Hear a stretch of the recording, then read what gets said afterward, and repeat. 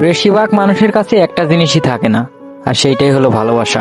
জীবনে সুখের সাথে দুঃখ মিশে থাকে, আনন্দের সাথে কষ্ট মিশে থাকে, কিন্তু ভালোবাসাটা সবসময় থাকে না। আর যেখানে ভালোবাসা নেই সেখানে সবকিছু থেকেও যেন তার কাছে কিছুই নেই। শুধুমাত্র বাচ্চাদেরই নয়, একটা প্রাপ্তবয়স্ক মানুষও একটু স্নেহ চায়, একটু ভালোবাসারও প্রয়োজন। ধীরে ধীরে বয়স বাড়ে, শরীরটাও বেড়ে ওঠে, কিন্তু ভিতরে মানুষটা ছোটই থেকে যায়। তার একটু আদর দরকার, সবসময়ের জন্য না হলেও মাঝে মাঝে তারও একটু আদর দরকার, আদর মাখা ব্যবহার দরকার, একটা ভালোবাসার কোল যেখানে সে একটু নির্দ্বিধায় নিঃশ্বাস ফেলাতে পারবে। ঠিক যেমন ছোটবেলায় যখন ভয় পেতাম তখন মায়ের কাছে গিয়ে বসতাম, ঠিক তেমনই একটা মানুষ দরকার যার কাছে গিয়ে দাঁড়ালে অথবা তার কাছে গিয়ে বসলে শান্তির একটা ভাব অনুভব করা যায়। মানুষ একা থাকতে পারে না, কল্পনাতে হলেও তার একটা ভালোবাসার মানুষ দরকার। কোনো পশু পাখি যেমন তার সঙ্গী ছাড়া বাঁচতে পারে না, ঠিক তেমনি প্রতিটা মানুষেরই একটা ভালোবাসার মানুষ দরকার, না হলে সে সঠিক করে বাঁচতে পারে না, কোনো কাজ সে ভালো করে সম্পূর্ণ করতে পারে না।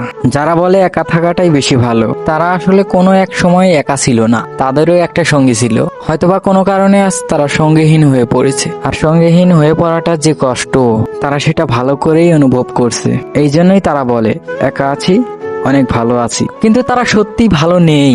একা থাকতে থাকতে মানুষগুলো আজ বড্ড একা। আজকে তারা কারোর সাথে সময় কাটাতে নয়, কাউকে সময় দিতে চায়, প্রাণ খুলে কারোর সাথে মিশতে চায়, নিজেকে কারো কাছে উজাড় করে দিতে চায়, কারো ইচ্ছাগুলোকে কারো আবদারগুলোকে মেটাতে চায়। সে আজ কাউকে অনেকটা ভালোবাসতে চায়। সে আজকে একা নয়, কাউকে সঙ্গে নিয়ে সে বাকিটা জীবন কাটাতে চায়। একা একা থাকলে শান্তি পাওয়া যায়, বাট আনন্দ পাওয়া যায় না। কেন একা করে দিয়ে গেলে? আমার তো অনেক স্বপ্ন ছিল তোমাকে নিয়ে। আজও কি এই অদমের কথা মনে পড়ে?